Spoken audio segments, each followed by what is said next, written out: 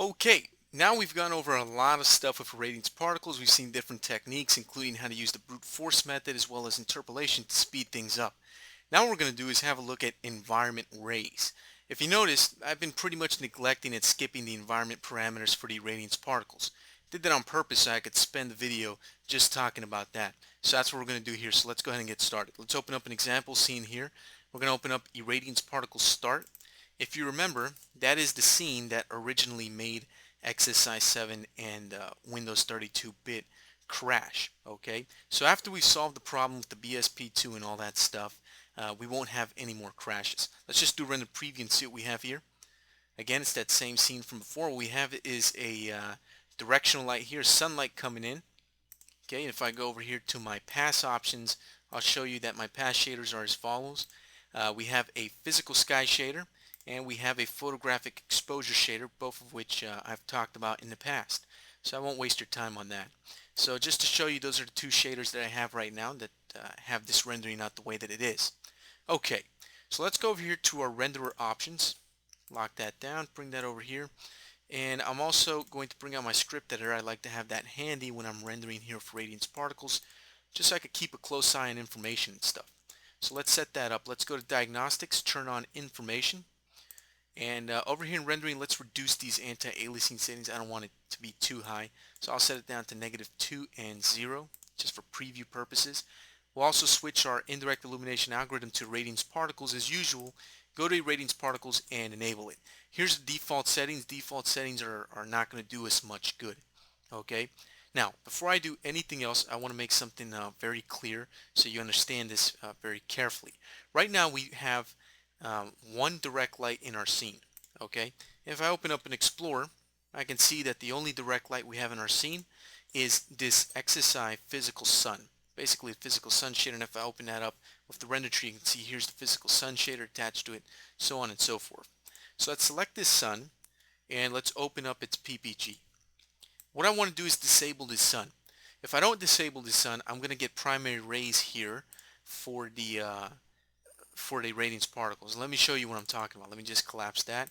Let me reduce the rays here to about 32 rays, which will be pretty quick. I'm going to turn environment off, and I'm going to reduce the density of my importons here to about 0.02, so I get a small number of importons. And I'm going to do a preview render of that. And there it goes, very fast irradiance particles map right there. This is what we get. This is obviously totally wrong and looks very disgusting to say the least. Okay? Right now, these rays are being caused by our direct light, basically the sunlight.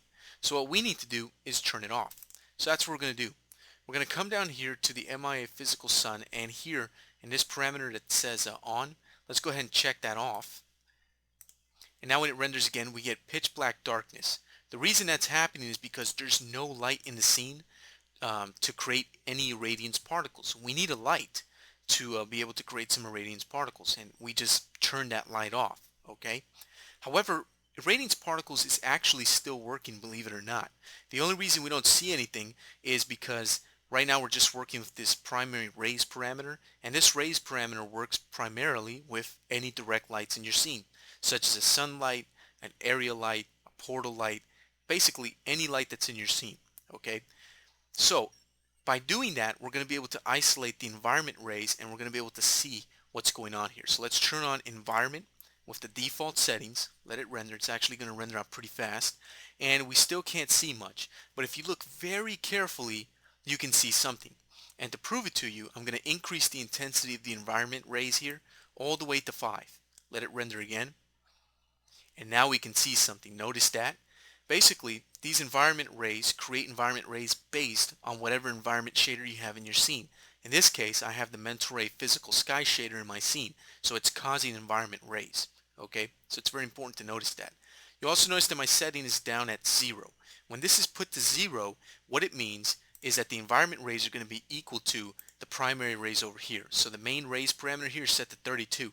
If my environment rays is set to 0, that means that the environment rays will be whatever this rays parameter is here. So if I increase this to say 525, things are going to slow down a lot. Why? Because I'm using 525 rays and 525 environment rays.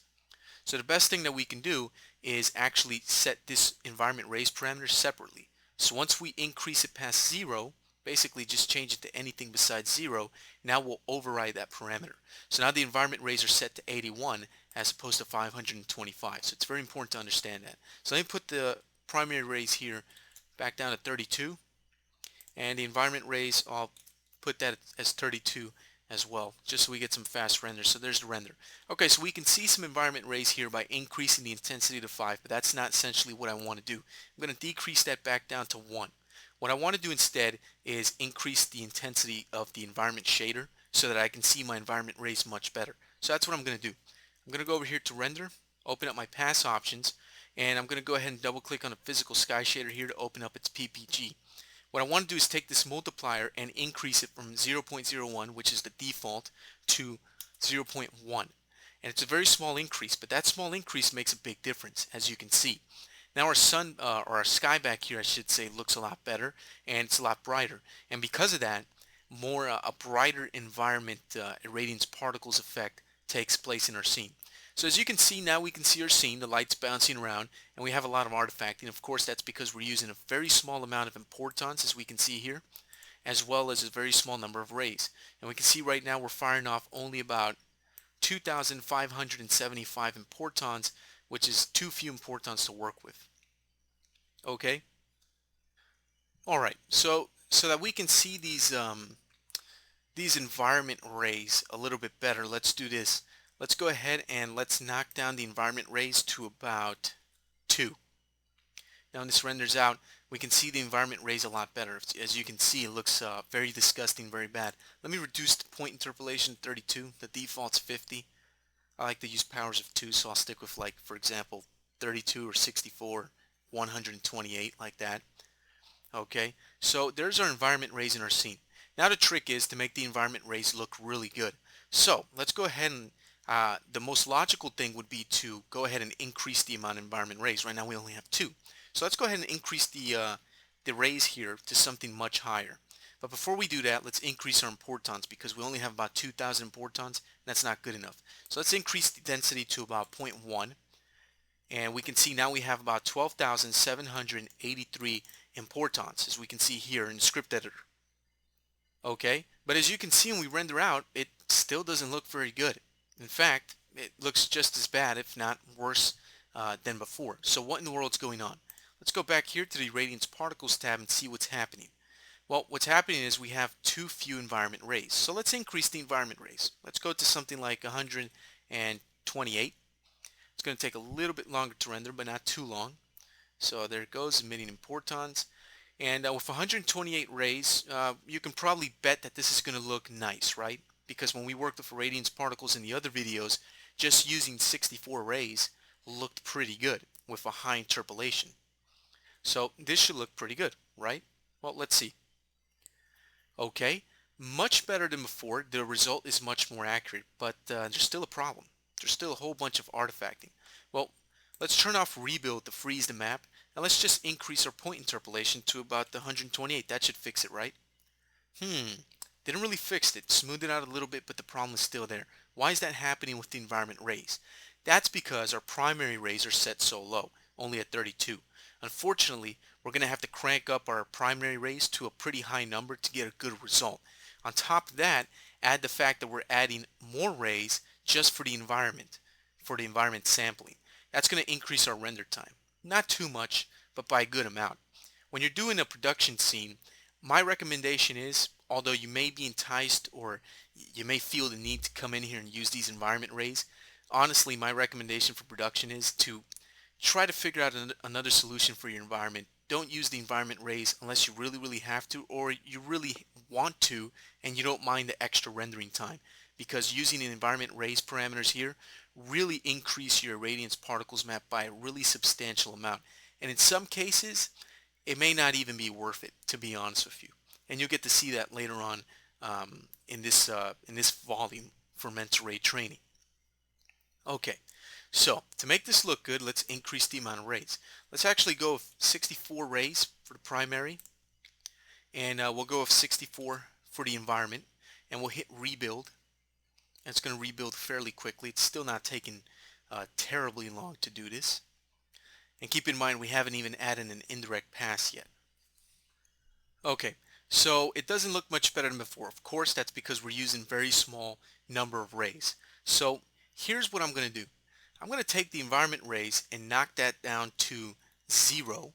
That way I can control both parameters with just this one parameter up here. So I'll take the regular rays parameter here, and I'm going to increase it to about 256. And I'm also going to add one indirect pass, just so this looks a little bit nicer. And over here, I'm not going to add any trace depth. If I was setting this up for a scene that needs to be rendered from multiple angles, and I'm going to do an animation or walkthrough or something like that, I would add diffuse bounces. For this particular case, I'm not going to do it, just because it's going to tag on extra rendering time, and I don't want that to happen. Okay, so here it goes. It's rendering this stuff out. It's taking a good while because now it's doing 256 primary rays and 256 of these environment rays. Even though this is set to 0, as I explained earlier, that's just the way that it works. So right now it's doing the indirect pass. Okay, so it's finishing up here, and there we go. Now we got ourselves a really nice clean render using 256 rays, and it took just under 2 minutes for that whole render to complete with low anti-aliasing settings. Most of that time, as you can see up here, out of a minute 55, a minute 54 was spent on computing the irradiance particles. So it only took about 1 second to render out the actual image. The rest of the time, almost 2 minutes, was spent on just calculating the irradiance particles. Okay, so you can see that the environment rays, how they work. It's pretty simple and straightforward. Works very similar to how we've been working with the regular primary rays with irradiance particles so far, as you've seen. So there's really not much else to talk about these environment rays. Okay, at least in this context, this is pretty much how they work. Now, that is just to show you how they work. But my professional recommendation when working in production is to stay away from the environment rays parameters as much as possible. Just use the primary rays. I recommend just turning off environment here and using another method of computing some kind of environment lighting, such as a portal light. In fact, I strongly recommend you use a portal light because it actually works extremely well with irradiance particles, believe it or not. Okay, a portal light placed up here on this ceiling would create a similar environment effect like this, because the portal light is going to take the environment lighting from the environment shader, in this case the mental ray physical sky shader, and it's going to go ahead and put that nice blue tint lighting inside this room. Then what you do is you use the regular irradiance particles to go ahead and create that nice direct lighting inside this room, so this can look really good. Okay, and actually I could probably show you how to do that now. Yeah, you know what, let's just do that very quickly, just so you, I don't like to talk, I like to show you through action. Talking is cheap. Okay, so let's actually do that. I'm going to go ahead and do that. Let me turn off radiance particles for the moment. Let me clear that stuff, close the script editor here. I'm going to go into my Explorer here. I'm going to take the physical sun shader, and I'm actually going to get rid of it. It's gone. I don't want it. What I'm going to do instead is go here and create myself a point light. Okay, and I'm going to take this point light and turn it into an area light, and I'm going to make it visible in render because that's how portal lights work. Okay, and for the rest of the stuff, I'm not going to worry about it. With the point light selected, here it is down here in my scene. I'm going to go ahead and open up the render tree here, open up the preset manager, and under light down here, you'll see portal light. Let's just drag and drop that into the render tree. Take the portal light, I'm going to plug it into the light shader and the light photon emitter shader. We don't need the soft light shader, which is the default one. Let's get rid of it. And let's go ahead and open up the portal light here. And now what we're going to do is use this portal light. So let's pin that down, close that. We need to position the portal light a lot better because the position is no good. Let me collapse this. Let me just move around here in my scene. What I want to do is place this portal light right where this window is, or this opening in the ceiling. So just go ahead and kind of rough it out, put it in position. Doesn't have to be perfect. This is just for demonstration purposes. Okay, so don't worry about getting exactly perfect, exactly where I get it. Then I'm going to go ahead and rotate this down about 90 degrees so it's facing inside the room. Okay, And what I'll do is a quick preview render. Okay, and I got myself a little error message down here. Let's see what it's complaining about. And it's complaining about the sun shader. It didn't like the fact that I just took it and deleted it like that. It's not a very serious error because we're not using the sun shader, so I really don't care about the sun shader. So it's okay, Mental Ray. Don't worry about it. And you can see we can't see the light, so let's go ahead and increase the multiplier here. And we still can't see the light. We need to do a couple of things here. Let me close these things here. Let's go to this light and let's hit B for Bravo on the keyboard to start up the light manipulator tool. And then that allows us to go in here and interactively change the size of this area light. I don't want to make it too big because it's going to take too many samples to fix the area light shadows. So let's not make it excessively big. We can get away with something like this. Okay, I'm going to hit enter to open up its PPG. I'm going to keep it here. I'm going to be needing that. Let me go back to my saved camera view here and let me do another render preview. Still can't see anything. So let's go back to the multiplier here and set it to something like 100. And still can't see it. I think the light is probably facing the wrong way. It might be. So what I'm going to do is I'm just going to come down here and turn on reverse light direction. There we go. Yeah, I was facing the wrong way. Okay, let's just set that up right there. Excellent. 100 is a bit too much, so let me go back down to 10. Ooh, 10 looks real nice. So now we get that nice environment lighting coming in there from the outside, which looks pretty cool. So what I'm going to do is I'm actually going to lower that probably. I want it to be a nice subtle environment effect. Okay, something probably like that will look pretty decent, pretty good. Okay, so let me close that. I don't think we'll be needing it for the moment. You can see the environment, the samples there for the shadows don't look too good, but that's not really a problem. We'll get around to that in a moment. What I'm going to do is lock that down, open up our script editor here, clear it, turn on Irradiance Particles, and let's go ahead and let's keep environment turned off. What I'm going to do is let me place this down to 32, take the interpolation to about 64. Importance is set to 0.1. I don't really like that. That's a little bit too high, just for testing purposes. So let's refresh this. We have over 6,000 importance now, as you can see in the script editor, and that rendered out faster. You could see how we could come up with a very similar effect to using the environment rays, but look how much faster it's rendering out. So let me increase this to about 256, and let me go ahead and refresh that. And there we go. I think this is going to render out fairly quickly. And keep in mind we are using one indirect pass, which slows us down quite a bit. So just keep that into consideration there. Okay, so it's wrapping up the final irradiance pass there. Okay, so we have ourselves a very good render, and it only rendered out in 43 seconds. If you remember before, when we were using just the environment rays and no direct lights, no portal lights or anything, the render was taking nearly 2 minutes. So we were able to render more than twice as fast, okay? In less than half the time, we were able to render a very similar image, and in my opinion, this actually looks a lot nicer. I like this better. The features here, all this stuff is better defined because these primary rays work so much nicer than environment rays. Again, the environment rays are just working off sampling the environment. In this case, that environment it's sampling is the mental ray physical sky shader.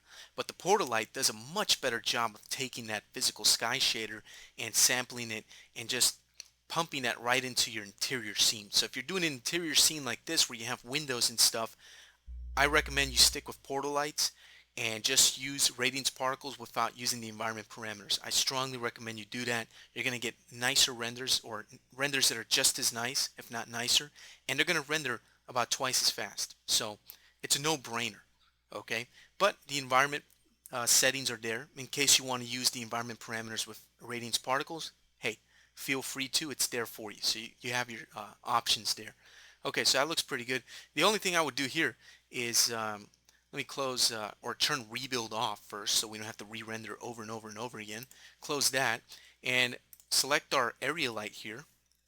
Hit enter to open up its PPG. Go to the area light parameters and increase the sampling on that to maybe 6 and 6, just so our shadows look better down here, right behind this cube. So let's go ahead and refresh that. It's rendering pretty quick. Yeah, those shadows look much better now. Of course, they could look nicer. We could crank these settings up more and more and more, but I'll leave you to do that in your own free time. And that looks pretty good. All you would have to do now is pretty much come in here, render options, go to rendering, and increase these render settings. Something like 1 and 2. Of course, we're using a pretty high sampling contrast, 0.2, which is not very good, but this will render fairly quickly. Okay, so you can see we're getting ourselves a pretty nice render with Irradiance Particles here.